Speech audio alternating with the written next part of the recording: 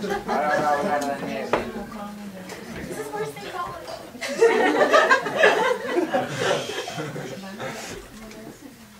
So, I didn't really prepare, and I didn't really think it through when saying I would go last, because now I'm like starting teary-eyed, so I don't really stand much of a chance. Well, let me just say very briefly, thank you to everyone. It's amazing to have everyone here and feel the love from everybody. I know some people travel from far and close, including some of us here. Got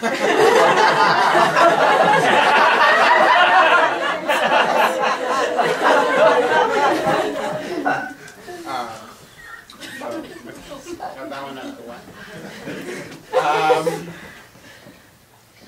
As all of you know, Rachel and I have been together for a long time, and I was doing a little math in my head, and really when I say in my head, I mean mainly in Rachel's head, because I've never been one for numbers. Trying to add up how many hours we've spent together since we started dating all those years back. And when we put it all together, it came to something like 2 years, which, you know, is a lot, and also it's kind of like a little baby boy.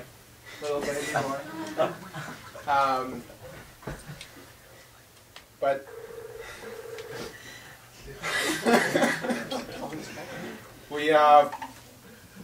we started dating when we were very, very young, and someone's calling. How old now? Daniel, how old were you guys? We were 16. Kendall's age. Yeah. No pressure or anything. But as I'm sure Kendall knows, and probably everybody knows, when you're very, very young and you start dating, you're kind of feeling a little awkward about saying, you know, the big "I love you" words and things like that. So, you know, we went through this a long time ago. But even after we got past the big L word, there's always, you know, you always want to be careful not to say something that's going to be too much, like, you know, Rachel, I want you to have my babies. But you did anyway. But I'm so happy that now I can say whatever I want. I've been wanting to say it for so long.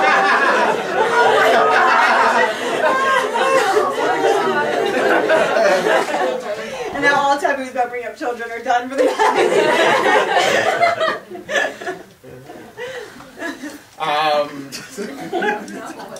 So that feels really great. I'm just so excited to share a full life of love and caring and everything that's in my heart with Rachel.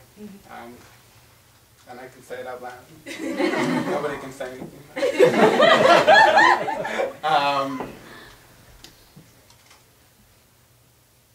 Segue. I didn't write it in the segue. As also all of you know, we recently moved to London, which was a pretty big adventure. And this kind of adventure theme has been a bit of a thing with me and Rachel for a little while. Like when she made me climb a mountain on Kilimanjaro, which I barely made.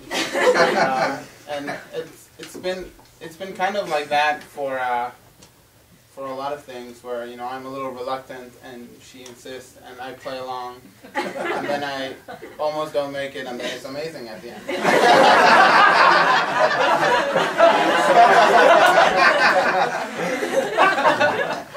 So, you know, in many ways, I feel like this is just the beginning of one more of these amazing adventures, and maybe the biggest one of them all. And I'm just very, very excited to embark on it.